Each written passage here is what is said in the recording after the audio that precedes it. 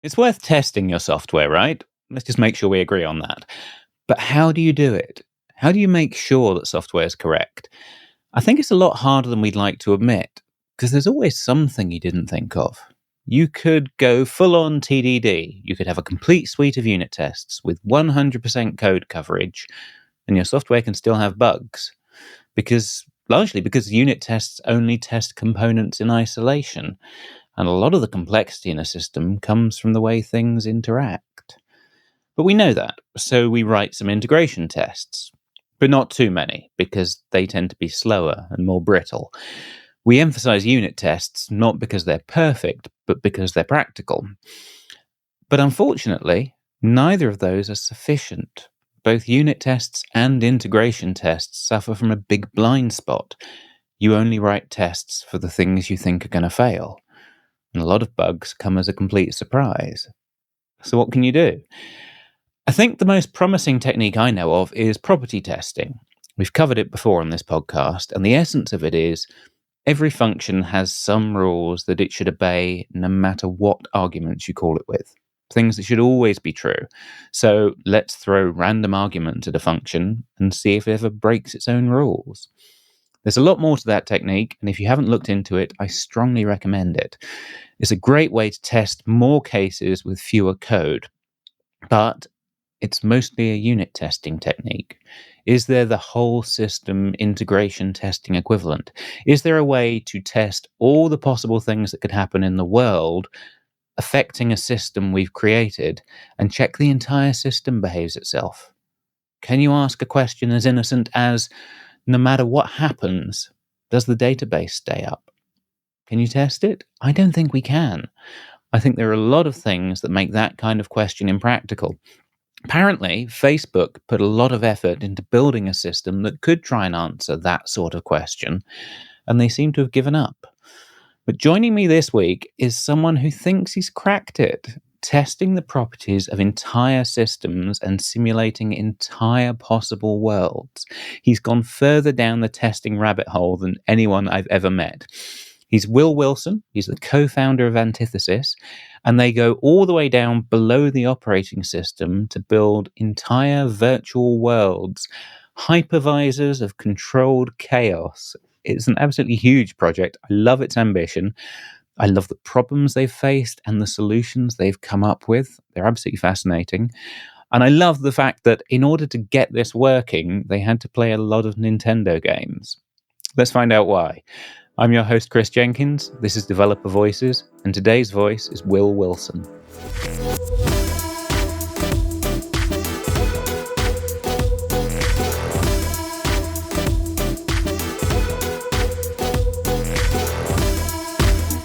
I'm joined this week by Will Wilson. Will, how are you? Doing great, thank you. I'm glad we've got you here because you are going... We've had episodes on testing before, but I think you may take the biscuit as the most hardcore testing episode we've done so far. You know, that's really funny. I don't really think of what we do as especially hardcore. I think we're just trying to mirror what happens in real life, which is what a test should do. That's why it's hardcore, because real life's dreadful and goes wrong all the time. That is super true. Okay, give us the overview and we will dive deep into the details. What kind of testing are we talking about, and why is what we've got today not enough?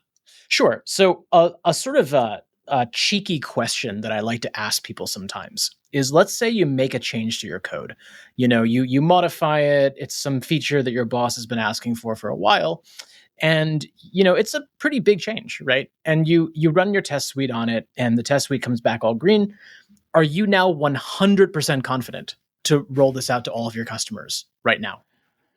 I'm going to say no. If it's a large change, no. Not just in the back of the test suite. And so why is that? Well, I think for most people, the reason is that actually our test suites don't really cover the full spectrum of behavior that we could see in production. And the reasons for that are actually a little bit deep, almost philosophical. It's that if you are writing a test to go into your test suite, that's some test case, some situation that you've anticipated in your own head. And by the way, if you've anticipated in your own head sufficiently to write a test case for it, there's a very good chance you've also written the code correctly. But the things that happen in production, the lovely things that set our pagers ringing at 3 a.m. and get us angry emails from customers and Mm. so on, those are the things that we didn't think of, usually. And so, almost by definition, if you are ahead of the game enough to write the test, it's not actually the thing that's going to cause you a problem. You need something that is able to find the things that you would not have thought to test for. And Yeah. that can be environmental situations, it can be weird thread interleavings, weird timing situations, weird user behavior, like weird resource usage patterns, just all the stuff that it just never even occurred to you could actually happen. But this feels like you're pushing me in the direction of property testing, which I really like. That's exactly what we're doing. Yes. Okay. And exactly. Like, this is all motivation for property testing, right? What we want to do is not write a test. What we want to do is write a test generator, or like a fake client, or, something that we can just run. And the longer we run it, the more different situations it'll come up with and throw at our system, until we eventually actually hit the crazy thing that some user is going to think to do. And you find that, in your tests long before it rolls out to production and long before your pager goes off. And so that's the basic idea of what we're trying to do. What I think is novel about Antithesis and different from normal property testing Mm. is that we're able to take that mindset and that approach and extend it from small data structures, small pieces or modules of programs, to like entire large real world interacting distributed systems. Um, I think that, I mean, one of the things that makes doing property testing difficult is coming up with good properties. And how do you, that's the first thing I want to know. How would I specify something that was useful and interesting and non-trivial about a system that large?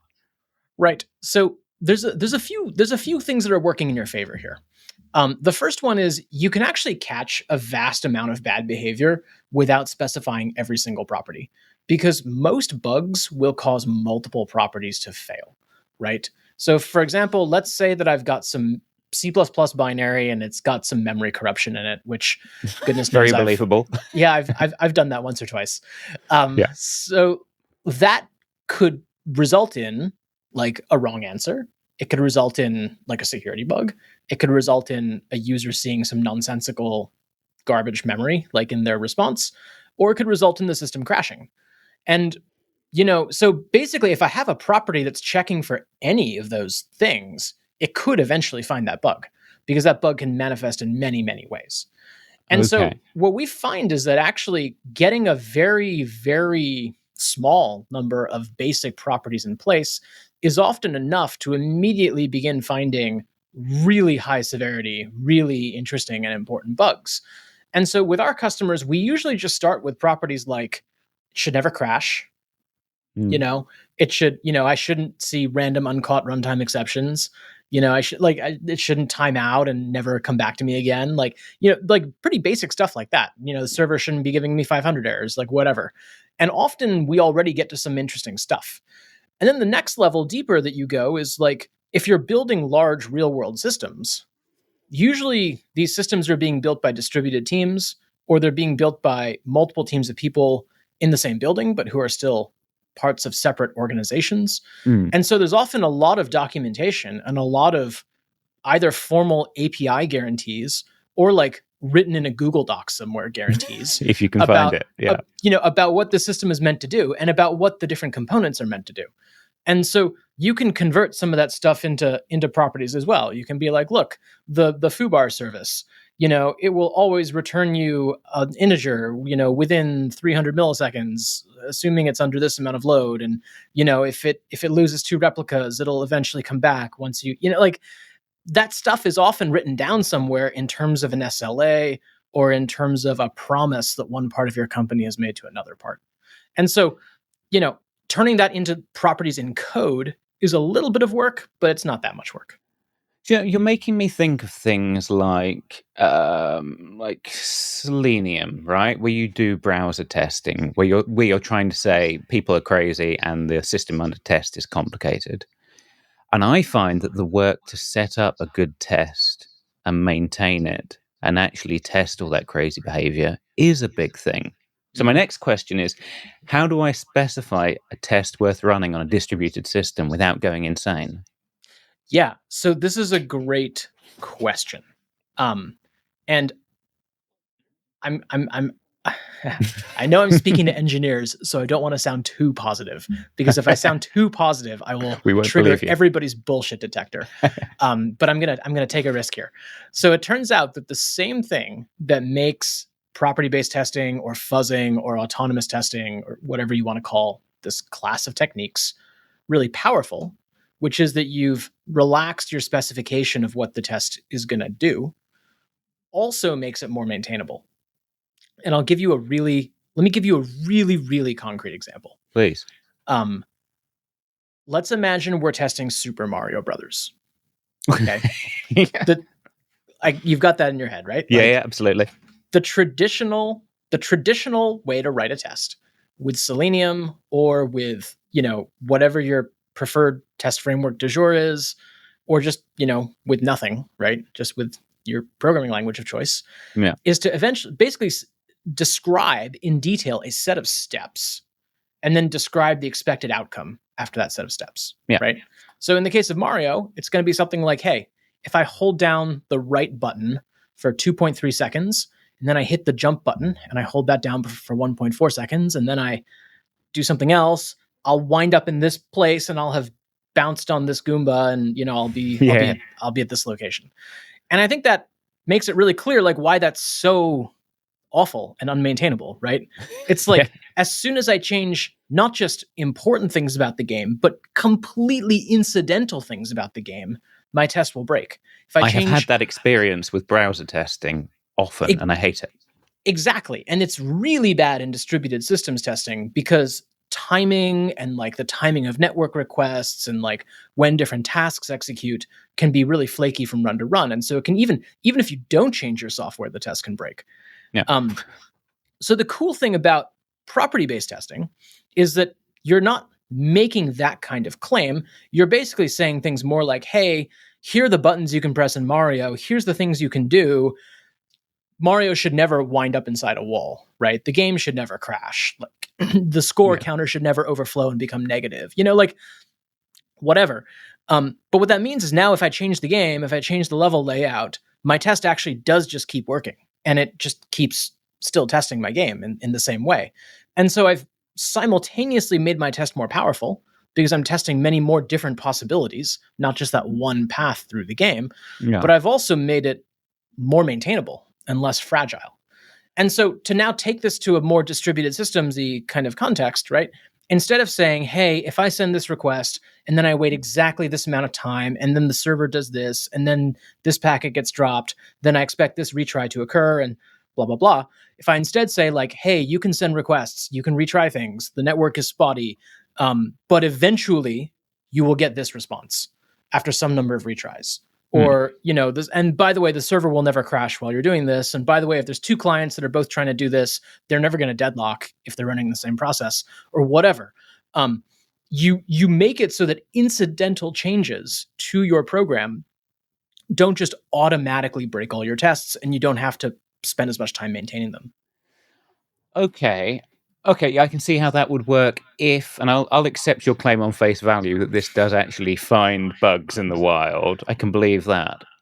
But to use your Super Mario example, right? How old is that game now? What, 40 years? Yeah, it's And pretty old. Speedrunners are still finding glitches and bugs. Yes. How do you, when I write this simple property test, how do you not end up spending 40 years going through the random search space to actually find me a useful case where things crash?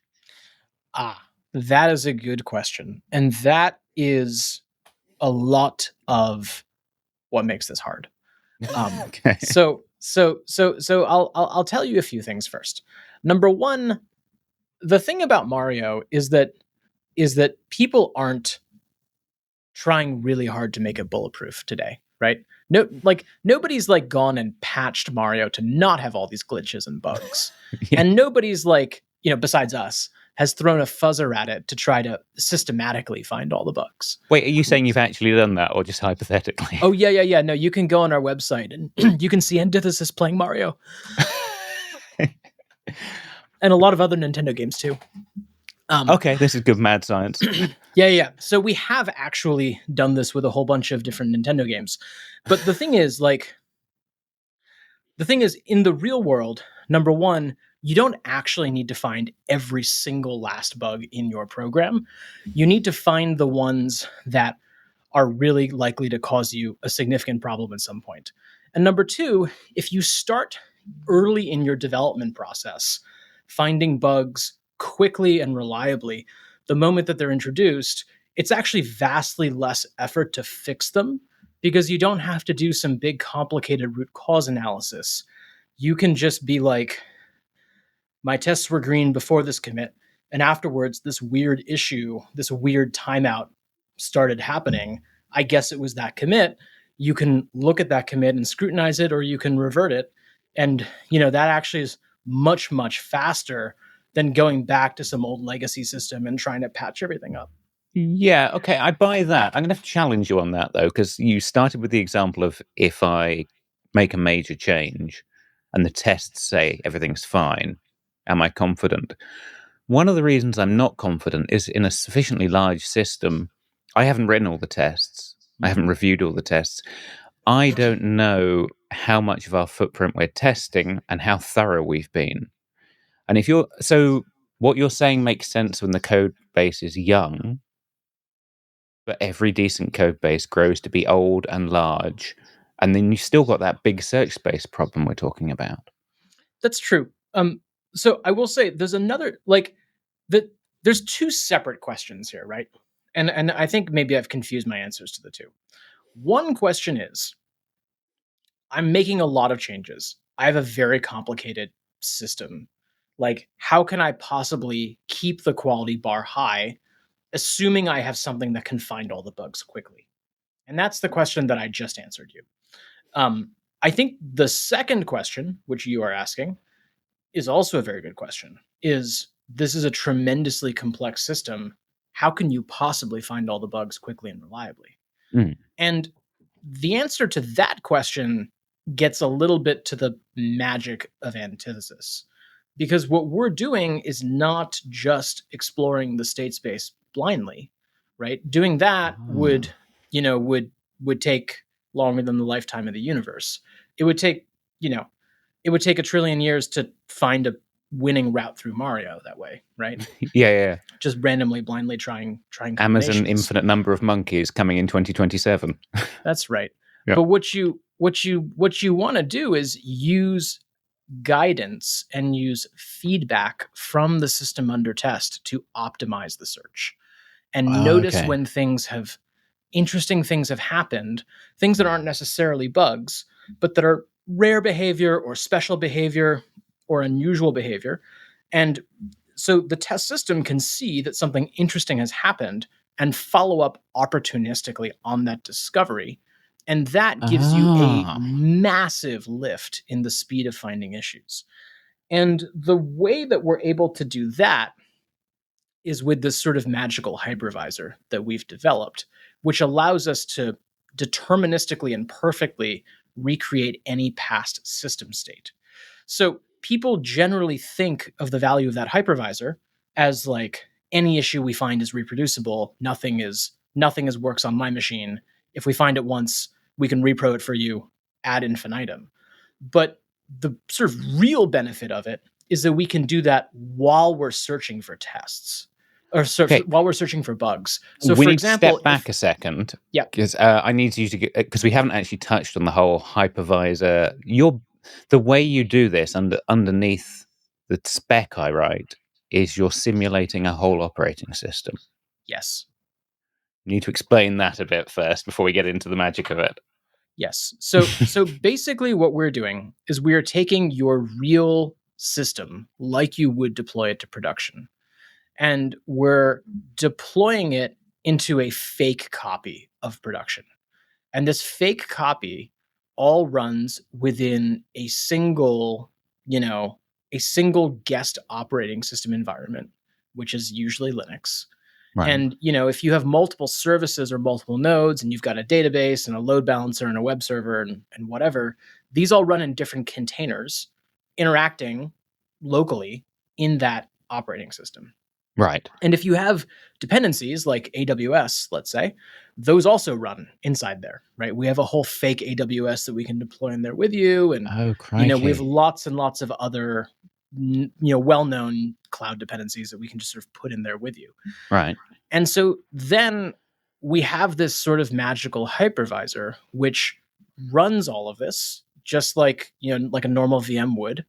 But the difference is that our hypervisor, if it does the same thing twice, it will like actually for real do the same thing twice. Like all of the like very low level decisions about when threads get scheduled or how long particular operations take, or exactly how long a packet takes to get from node A to node B, will reproduce 100% perfectly from run to run. I can kind of make a guess on how that's working, but I'm going to make you spell it out for me, because how are you doing that without diving into the networking stack on Linux and then the clock processing stack on Linux and all these different subparts of the kernel? Yeah, it's actually very tricky. Okay. So the thing that you just described is actually how Facebook once tried to do the same thing. They built a system called Hermit, which Okay. basically is like a deterministic version of Linux, which tries to get this same property by modifying the kernel, the networking stack, et cetera, the file system, making them all deterministic. And that project, I don't want to talk trash about, but like basically it's abandoned, right? It's not being continued because it's very, very hard, and because those things don't present stable interfaces, right? The kernel is constantly changing, file systems are constantly changing. It was just a moving target, and a very hard one, and a very big one. Even for Facebook, that's a massive project. Right? Yeah. So we decided to completely bypass all of those issues by going in at a much deeper level. So what we did instead was we run a completely unmodified Linux, completely unmodified user space. What we've done is we've gotten underneath all that, and in the hypervisor, we've implemented a deterministic machine model. So from the point of view of Linux, it's just running on a computer. This is just a very strange computer where operations always take the same amount of time, if you do them again. And so, Right. and if you happen to ask for a random number at some particular moment, you will get the exact same random number the next time you like go and do this. And so that means that we can test any software in this style without modifying it or changing it or imposing a bunch of requirements on it, which makes it all like a much easier lift. So are you saying you've got a thing that will say, okay, so the CPU has returned this value, and then the clock ticked, and then the networking bus transferred this data, and then the clock ticked? That's right. And the nice thing is we can do that because we've made the actual execution deterministic. We're not like recording or writing down anywhere that we did exactly this and exactly that, right? That's how there's other systems that work that way, like RR, if you're familiar with that, record replay. It's a system that basically records the result of every system call your program does and lets you replay them all again later, which is very handy. But only works for a single process. But more problematically, also, it just generates this huge volume of data. I'll bet, yeah. Because you got to record every single thing the system ever did. But the nice thing about making it actually be deterministic is you don't have to record anything.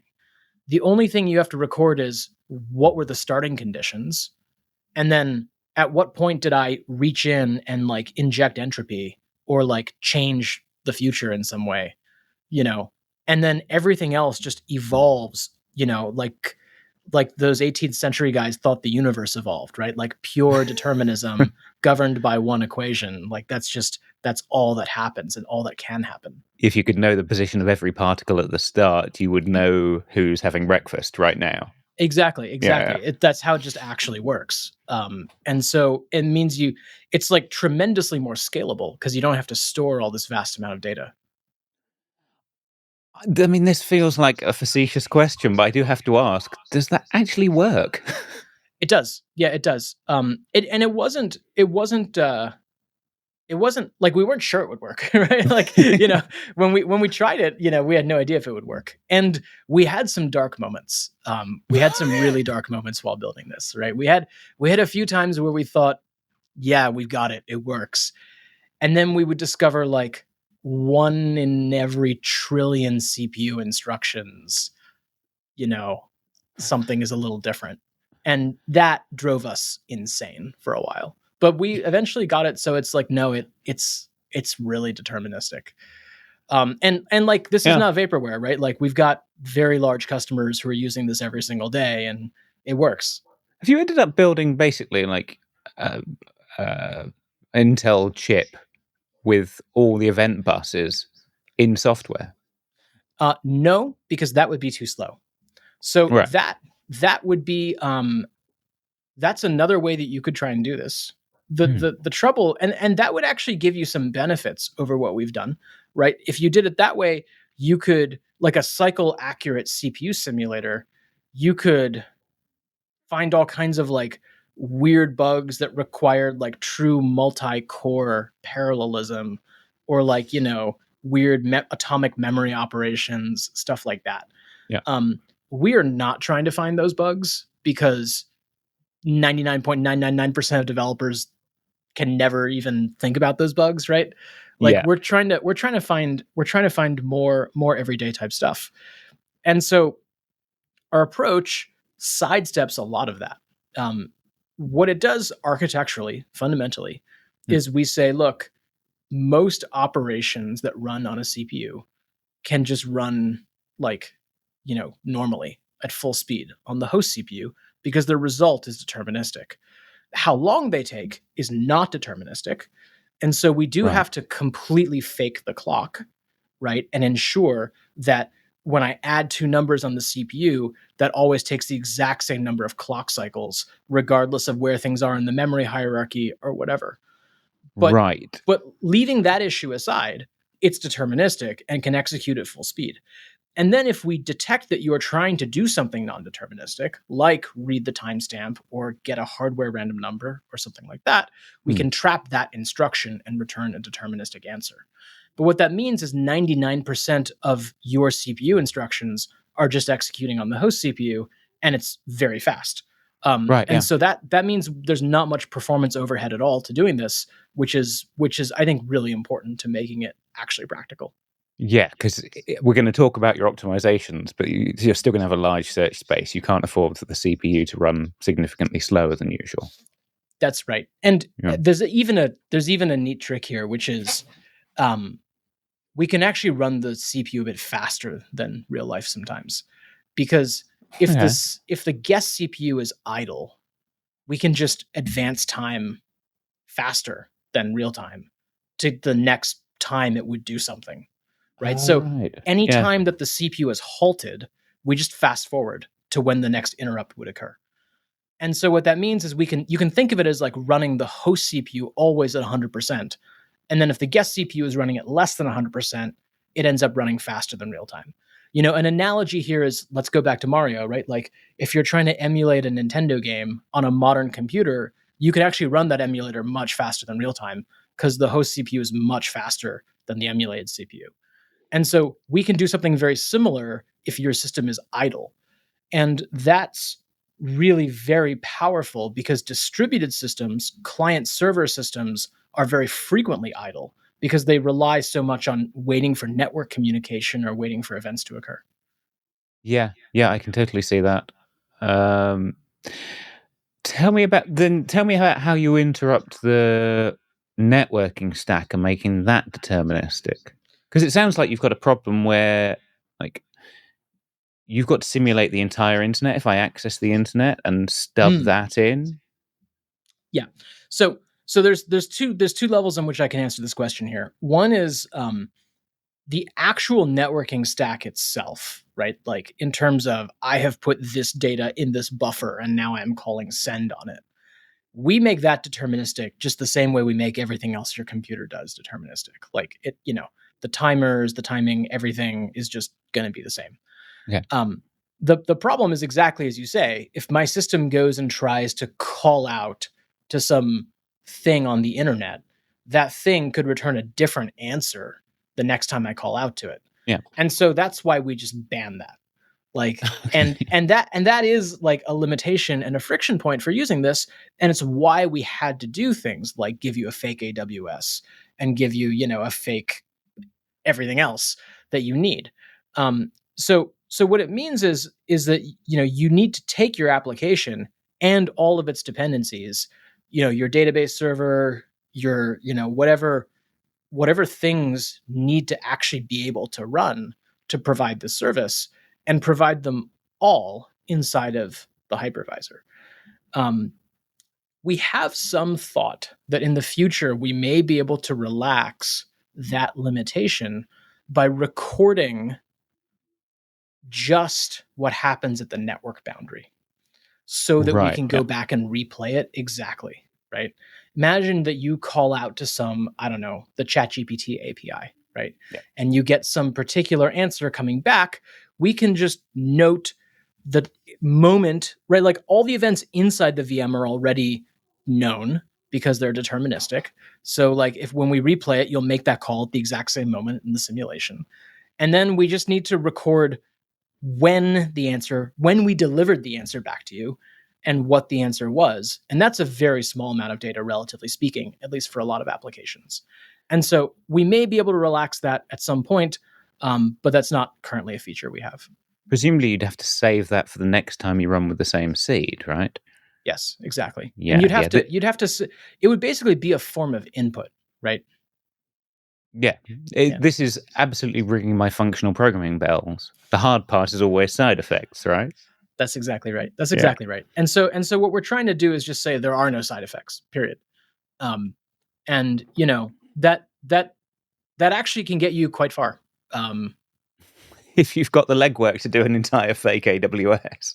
Yeah, that's right. That's right. Are you doing like things? The problem with AWS is you don't have the source code, right? But are you doing like a fake Postgres, or is it enough to just run Postgres in another hypervisor? You just run it in the same hypervisor. Okay. You just chuck it in there. It's in another container. Yeah, we have tons of customers who do this. That's very easy. Anything that's open source, like piece of cake, right? Because it's just running on Linux, right? It's just running. That's right. Like the thing that's hard is things like AWS. But it turns out that 99% of people just use AWS. like if you get that one, you actually get a tremendous amount of the market satisfied. There is a long tail of third-party things. The good news is here also we actually can leverage the open source community a bit, because a lot of people have written emulators for these things to use for their own local testing, right? Like there's a pretty good Snowflake emulator out there. There's like a pretty good BigQuery emulator. There's like a lot of these local emulators, and so often those are a drop-in replacement for the service, and then we can just kind of go and we're off to the races. You'd be no worse off than your existing test suite. That's right. Yeah. Okay. So you're simulating an entire operating system. I see that you're overclocking it. Let's say my normal process runs at 10% CPU usage. You can run 10 times faster. That's still not enough. Take me through how you were talking about how you optimize the search space. Take me through that. Yes. Great. So the really key insight is that the determinism gives us the ability to travel through time, right?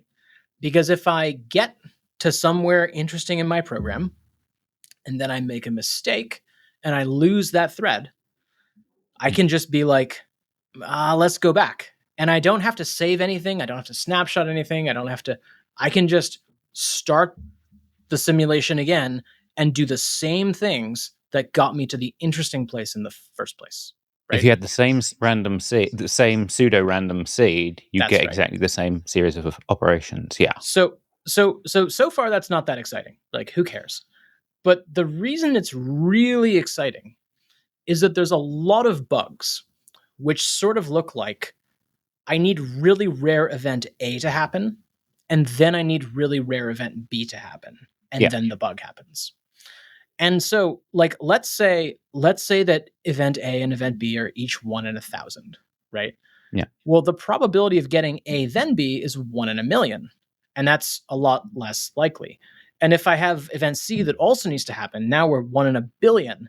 Wow, that's really unlikely. I'm never going to see that in my test. I'll just always see it in production, right? Because I've got millions of users. Yeah. So that's kind of why testing is hard in some sense. But the crazy thing is, once I have a time machine, once I have a hypervisor, I can run until I make event A happen. And then if I notice that event A has happened, I can say, this is interesting. I want to now just focus on worlds where event A has happened. I don't need to re-find event A every single time. I can just exactly how to lock get it in, there. Yeah, right? yeah. It's like if you play computer games, it's like save scumming, right? It's like I can just save my state when I got the boss down to half health, and now always reload from that point. And so it takes me 1,000 trials to get event A to happen, and now just another 1,000 to get B to happen, instead of it taking 1,000,000 trials if I always have to start from the start. Yeah. Okay. And then I can get to C after 3,000 instead of 1,000,000,000. And you can see how the more such incremental intermediate steps I've got, the bigger a speed up I get. And in general, it's like the nth root asymptotic speed up, which is very significant. Yeah. And so the key then is, can I reliably recognize that something interesting has happened, right? Yes. And what is interesting, right? You've anticipated my next question. Right. So and the good news though is there's all kinds of clues. There's so many clues. One thing is we're running this all in our hypervisor, and so we can see which lines of code are running. And so if some new line of code in some new function runs for the very first time, that's probably interesting. We should probably try following up on that a bit. Hang on, how are you noticing that from down in the very close to CPU level? Well, okay, so we actually can just see call stacks from the hypervisor. And that is an option that we have in our back pocket. But the way that we, practically speaking, usually do this, because it is a more delightful overall product experience, is we actually have our customers instrument their code with callbacks that tell our platform that we've gotten to particular places. And that's a better overall product experience, because it means we can also report stuff about coverage to them, give them insights like, hey, this bug only happens when this particular line of code runs. We can associate to actual function names and so on. Yeah. Okay. And we have good support for a large number of languages, and depending on some languages, it's literally entirely automatic, and the customer doesn't even have to do anything. So basically, right, so which lines of code have run and which new functions have run is one very good clue, right? Another one is like, developers often put log messages when something interesting has happened, right? Like, okay, and sometimes the log message is like, this should never happen, or something like that, right? Yeah. And so if our system sees the log message, this should never happen, that might represent a test failure, or it might not, but it probably means you've gotten to something that the developer thought wouldn't happen. Yeah. And so now probably we can we can now focus our exploration on what happens next, and can we get something really interesting to happen. There's other more speculative things that we have, ideas that we have. One thing that we can do, for instance, is you can look at any time the code branches, like, when we're going around a loop or something, or when we're taking an if statement, and you can see, like, what is, like, suppose there's a loop, and sometimes let's take an if statement. It's an easier example. Okay. Suppose there's an if statement, and we hit it 1,000 times, and 500 of those times we do the if, and 500 of those times we do the else, right? Yeah. That's probably a pretty boring if statement from the perspective of trying to find deeper behavior. But if we have a different if statement in the program and we hit it 1,000 times and it always takes the if every single time we've reached it. Yeah. Well, now if we do get the else one time, that's a really interesting situation. Like, I can see that. That's unexpected. And so our platform is smart enough to be like, oh, we got the else that time. Well, let's try and just start from there. And let's try and just really hammer this else case and see what else we can make happen down that path. Okay, that gives me a bunch of questions. I think the first one is just to make sure we're understanding this. Surely you found a seed that gets me to this 1 in 1,000 else case. Yep. Right. But now I want to fork off in 1,000 new directions. Yep. Are you saying you can't be storing the state of the machine from that seed and then introducing a new seed? Correct. But I don't see how you take your original seed and modify it to be slightly different. Yes.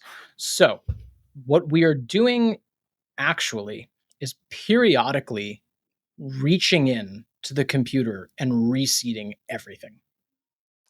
Oh, so you're like snapshotting the state? Well, we don't even have to snapshot when we do this. We're just reaching in and we're just changing one register. We're just being like, hey, the next time anything in the whole computer asks for a random number, instead of giving it a 1, give it a 2. And that does get recorded, right? At instruction number 37 trillion, we decided that the next time they asked for a random number, it would be this. And so when we're trying to explore more and see what new things we could find from some given point, we just go back to the last time we did that and we change the decision we made there. Oh, okay. Yeah. And what's really cool about that, by the way, is it has this completely separate side benefit, which is when we actually do find a bug, we can then go back and ask, when did the bug become inevitable? Right? This is kind of crazy. How? Right? We can go back to the previous time that we reached in and changed the future, and we can try changing it to like 100 different things and see if they all still hit the bug. And if they do, it means the bug was already baked in. And then we can go back to the next one before that and do the same thing. Yeah. And we can sort of bisect backwards, and then we can find the exact moment when the bug went from really unlikely to really likely. And then we can do things like look at which lines of code we're running then, look at all what log messages were being printed then. And often that is actually enough to root cause the bug too. Yeah. Are you then like, how are you reconstructing that for user space? Because are you drawing me a picture of how the code went through the evaluation path it actually took? Yeah. So basically everything. So we've built a special shim that makes it so that every attempt by any software, whether it's Linux, whether it's the user's own software, whether it's our software, which is injecting faults and changing the scheduling and the order of stuff. Anytime any of those things try to get a random number, they go to this special random source that we control. Okay. Does that make sense? Yeah. And so by modifying what answer we give there, we can really quickly change the trajectory of what the system does. Like what operations are getting played against it, what order the threads are running in, whatever. And so that's a way for us to like very quickly explore different possible futures from some point. There are ways that that a user can shoot themselves in the foot. Like if you at your program startup, ask for 100 random numbers and then cache all of those, and then look them up later to decide what decisions to make, you will have effectively defeated our like intelligent state space search, right? And so we tell users not to do that. but assuming that you're just doing the sensible thing and going and asking dev urandom for a random number before you decide what to do, we will have total control over the actions of your software and can go back and change them. Yeah, but so I can see how you can get to that point now, but how do you reconstruct that into something that's useful to me trying to debug the bug? Because it seems like you've got this history that says, okay, the operating system started up and then the software started up, and then I need to know that here's the path it went through my code and hit that point. How do you reconstruct that report? Yes. Okay, great. Right. So there's basically two kinds of histories here. That's I think the key. One is the history of like, what did we do, right? And that's totally meaningless to you. You know, and it's by design very, very, very small, right? It's like at instruction 37 trillion, I changed this random number. At instruction 42 trillion, I like made this thing pause for a second. Like it's like doesn't mean a thing, right? Yeah. Then there's the history of what did your system actually do? And that's like a story that is mostly told in your existing log files, which you probably know how to interpret.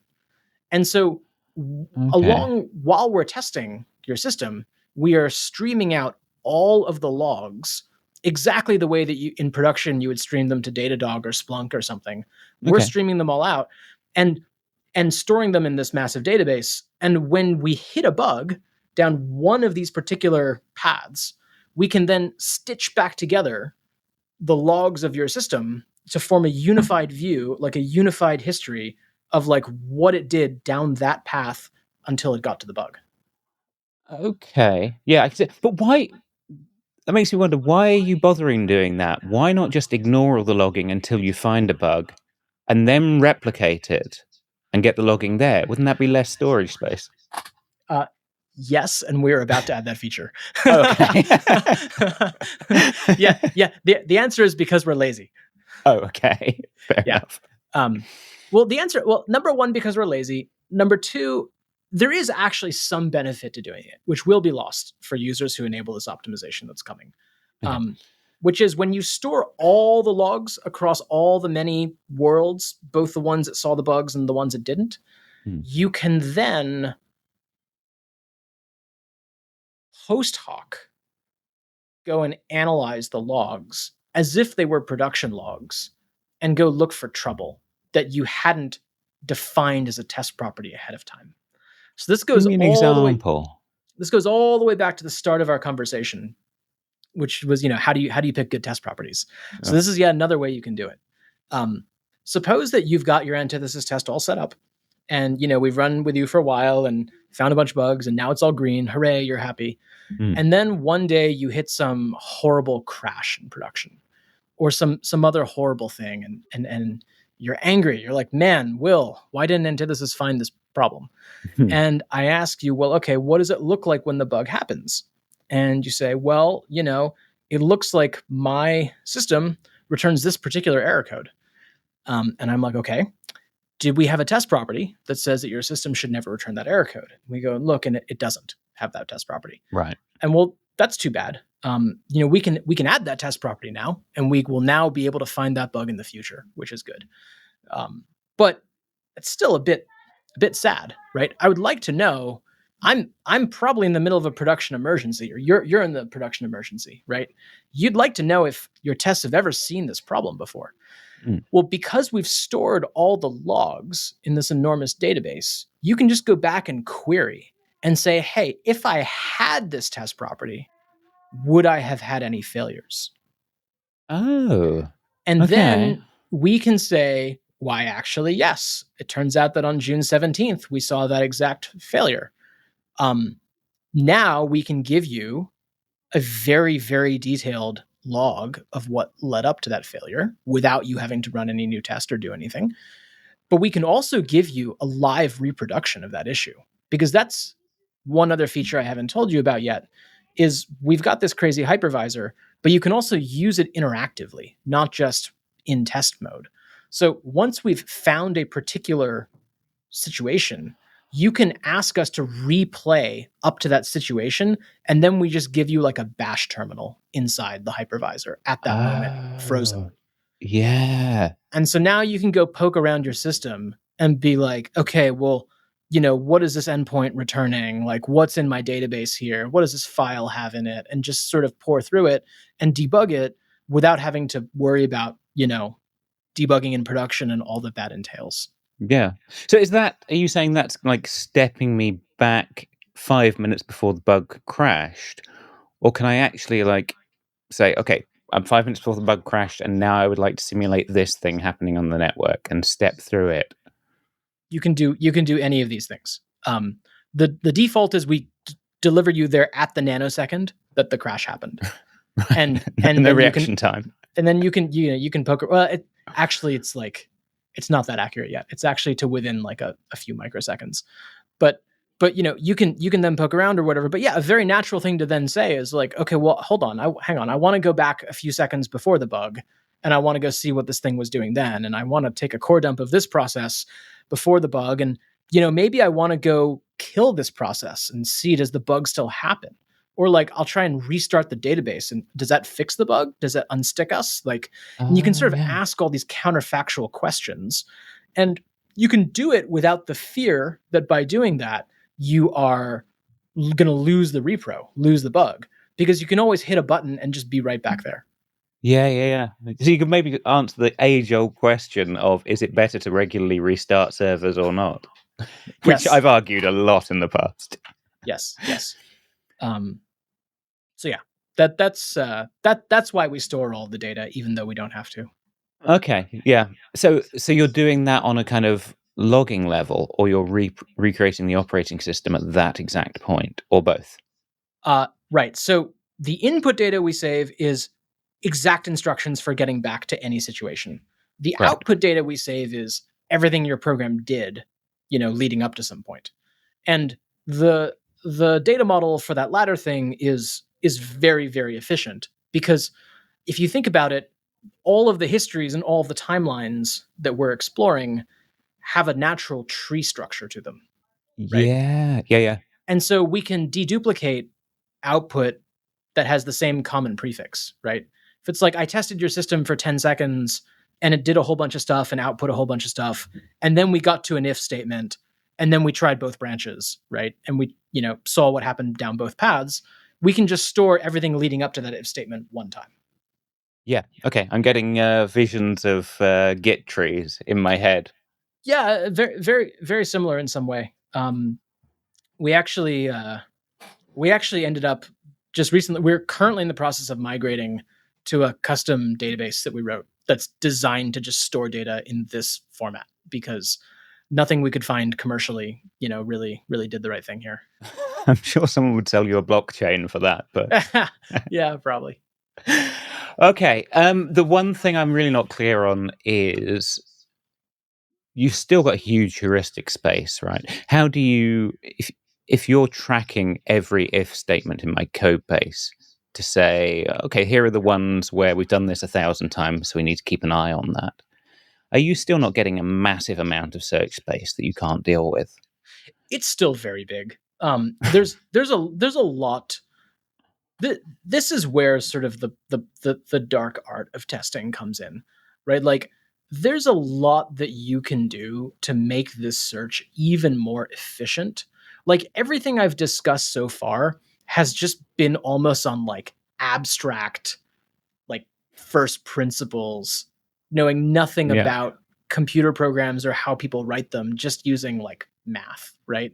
Yeah. But then on top of that, there's a whole bag of tricks. Like, I can give you some examples. Please. A really easy way to find bugs in software is to construct asymmetric partitions between nodes. If you make it so that node A can talk to node B, but node B cannot respond, like that frequently finds bugs. Just empirically, it does. And so I can totally believe that. And so we do it a lot, right? Like, you monsters. Yeah, like, there's just like, there's a number of, or like what. So a thing that we do a lot is pause particular threads, right? and let other threads race ahead and see if we can create data races or concurrency bugs that way. Right. Yeah. And makes sense. and and that's a very realistic thing to happen in production. Like anytime you have a GC pause in a Java server, that's like, other servers are maybe doing things. So that's the thing that we do. But so then there's a question like, how long do you pause it for? And it turns out that like there's actually a pretty good answer to that question. You basically want to use like kind of a fat-tailed power law distribution. And the reasons for that are, there's a like sort of a long story that we could go into, but it's true. And exactly how you fit the parameters to that distribution vary from program to program. But like, since we know that that's a pretty good distribution to use, and we know some parameters that work pretty well for a lot of programs, we can sort of start there with any given new program, and that just immediately makes us find more bugs faster than if we just started with a completely uninformed uniform random distribution, right? Yeah. And so, part of the thesis here also is that as we test more and more and more people's software, we're just going to learn more and more and more such things, and it's going to make the search more efficient. But I think you're right to dig into this, because this is, I mean, in some sense, this is the part of the story that's most unbelievable, right? Like the thing we're talking about is like the Turing halting problem. Like you know that there's no perfect solution here. So. So this is, we know from the beginning that this is gonna be very hard. And I think a bit of our belief is that it's very hard, so that means that somebody should get really, really good at it, or multiple people should get really, really good at it. But not every single developer should worry about like, I'm going to pause this thread. What's the optimal distribution of pause lengths that I should use? Yeah. But do you find then that like, it seems to me then you've got a risk that I come to you with my software and you find a bug, and really that's a Java bug. And it's like, that feels a bit unfair. Yeah. We have done that before. I think that in such situations, people are usually still happy to know, because that Java bug could happen in production, and you might be very sad if it did. And still perhaps my problem, you should, I guess. Yeah, that's right. Perhaps you don't want to use that Java feature. Look, I will say another thing is, a thing that we try to emphasize throughout our product is that we're not judging you. Like, like everybody's got different quality goals, and everybody's got different amounts of time for this stuff on their roadmap, and everybody's got different, and some people really do want to find every single last bug in their program because they're designing a pacemaker or an airplane or something. Yeah. And then other people are, they're a startup and they're making a pet food website, and they're like, it's okay if it's down occasionally. And we want to support both kinds of developers, right? And so we do try to offer good facilities for you to say, thank you for finding that bug. I do not intend to fix this. Please don't tell me about it anymore. And and we will, and we'll let you know if we, there's still things that could be interesting about that bug, even if you tell us that you're not going to fix it. For example, if we suddenly stop finding it, that might be interesting to you. Maybe it means you fixed it by accident, or maybe it means your test got weaker somehow and we can't find it anymore. Or the JVM finally fixed that bug and we happen to upgrade, right? Yeah, that's exactly right. And so, I'm very sensitive to the fact that, we could easily by accident create something where every time you run our platform, it feels like a homework assignment. It's like, oh no, what have they done now? Like, and we really don't want to feel like that. We want to feel like your cybernetic best friend, which is helping you do your job better.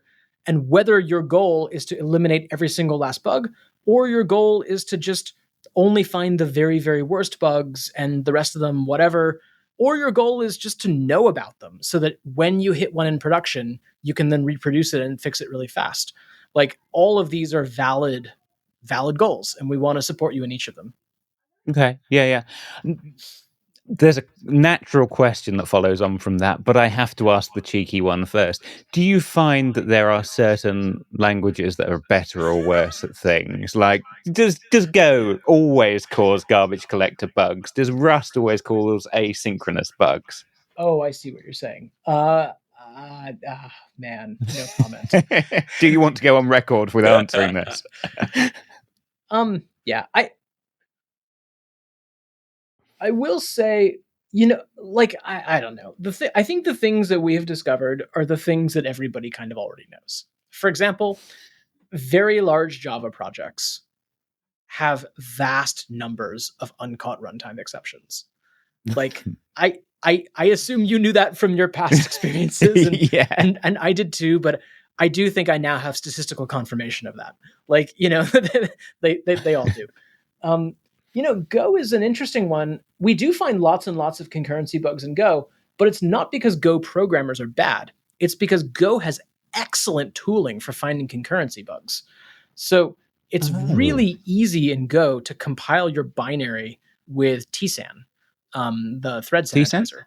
Oh, yeah. It's one of the it's an LLVM sanitizer which basically detects data races in your program dynamically at runtime when they Oh, happen. nice. You have to provoke the race, but if you provoke the race, you get a little printout that's like, "Hey, your program didn't crash this time, but there is a race here. These two threads access the same variable without any kind of mutex or whatever."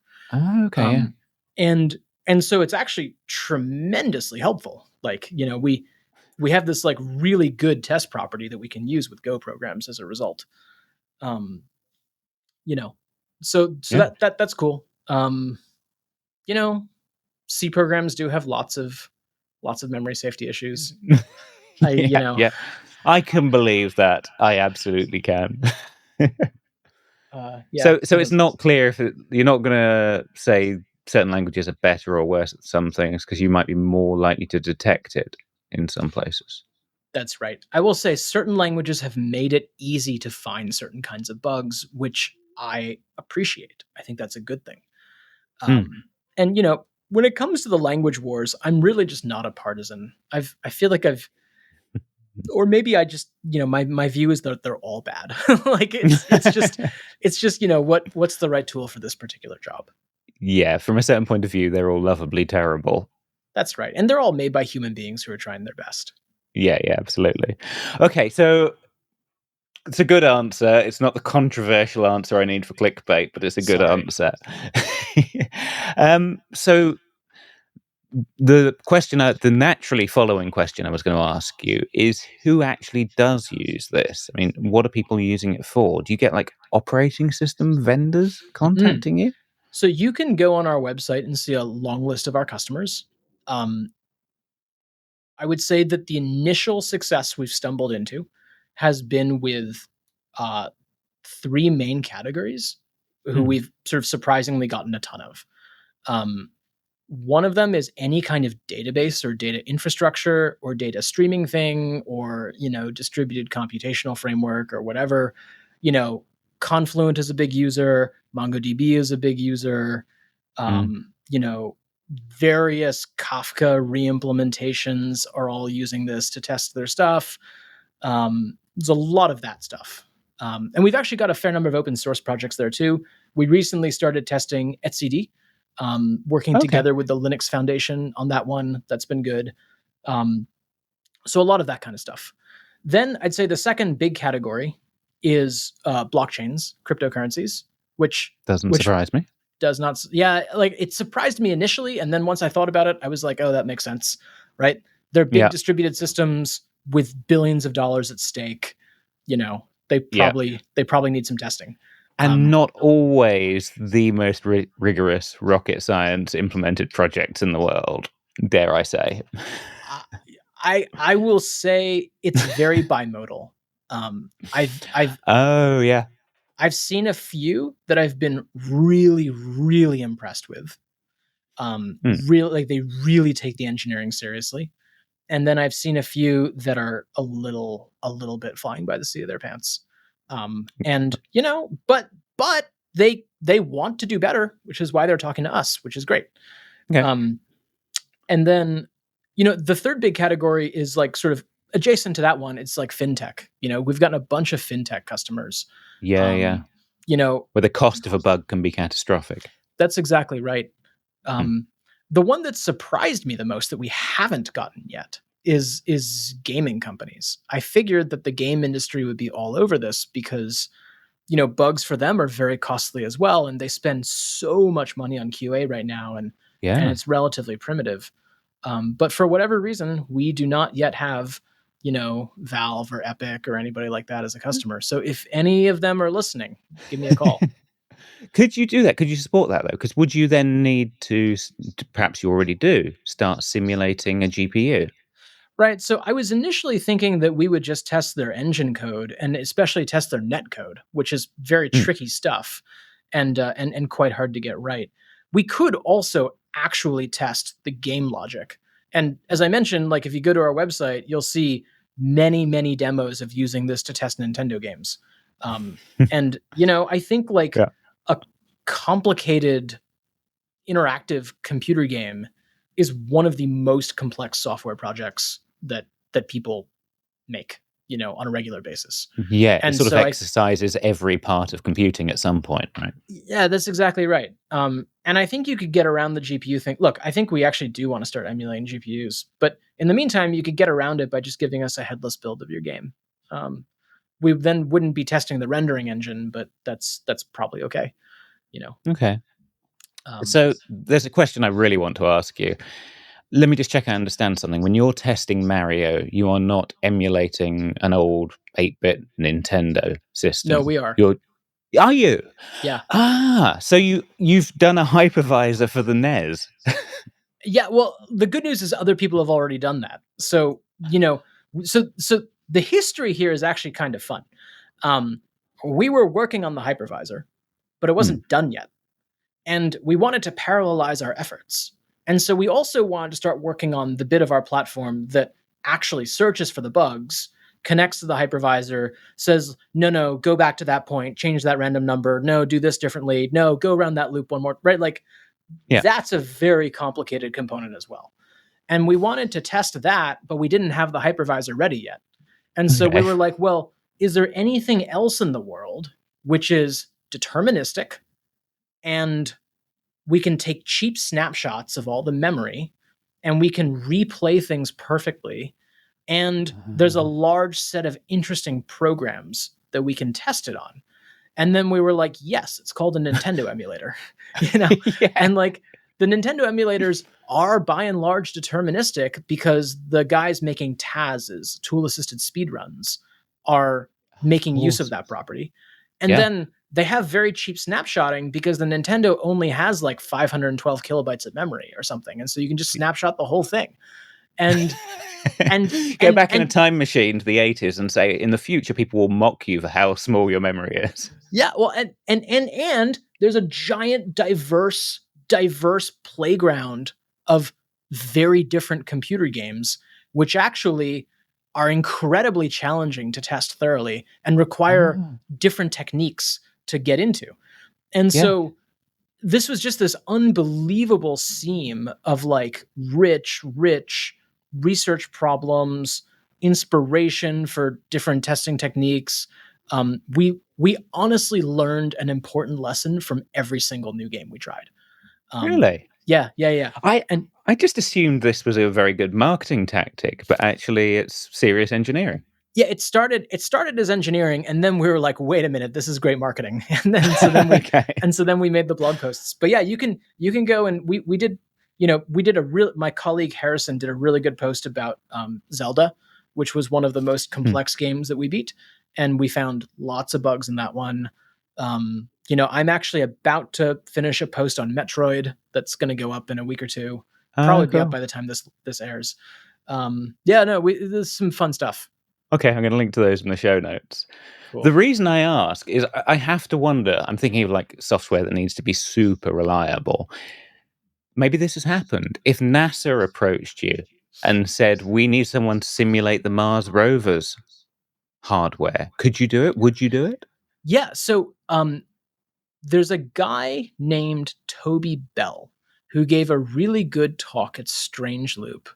I think the last year that conference ran, precisely about applying deterministic simulation techniques to a really advanced mission at JPL, where they were trying to build like a in orbit. I forget if it was an interferometer or like some kind of like pretty complex camera, but the way it worked is like you had two satellites that had to like perfectly synchronize their movements, and they wanted to test in advance that the flight control software would work correctly in every imaginable situation. And obviously these things like need to communicate over a network with highly variable delays because the satellites are different distances from each other at different points. And so they used very similar techniques actually to test it. And we have had a few emails with the guys at NASA who are designing the proposed new interplanetary internet. So they've got this project to develop a new networking protocol for highly delay-tolerant networking. When you're sending messages to Mars. Yeah, exactly. And that stuff needs better testing. And so we've been talking to them. And I'm actually a big space fan, so I would love to work with them. That is mind-blowing. I was on a plane a few days ago, and I was rewatching The Martian, which is a terrific film, and that's totally making me think, Yeah. I'm going to have to go and watch that talk. I think we have to stop there because you've got me hungry for listening to NASA people talking about space. Yeah, this was really fun. You should surely check out that talk, though. I totally will. And then I'll probably go and have a Nintendo game nostalgia festival. So thank you for giving me an evening. Yeah, thank you. Thank you so much for having me. Will, that was brilliant. Cheers. Awesome. Have a good one. Thank you, Will. Briefly, while we're talking about The Martian, I'm going to have to recommend a different book by Andy Weir, Project Hail Mary. I really enjoyed it. Apparently there's a film version coming out next year with Ryan Gosling. I hope they do it justice. So if you want to wait for the film, other options for good things to read can be found in the show notes. Antithesis have a few posts about Nintendo games, so I've linked to those. I'm sure you can find the rest. I'm also sure you can find the like button if you've liked this episode. Please do take a moment to click it. If you're not already subscribed, please make sure you're subscribed for future episodes because we've got some interesting people lined up. And with that, I'm going to say goodbye. I've been your host, Chris Jenkins. This has been Developer Voices with Will Wilson. Thanks for listening.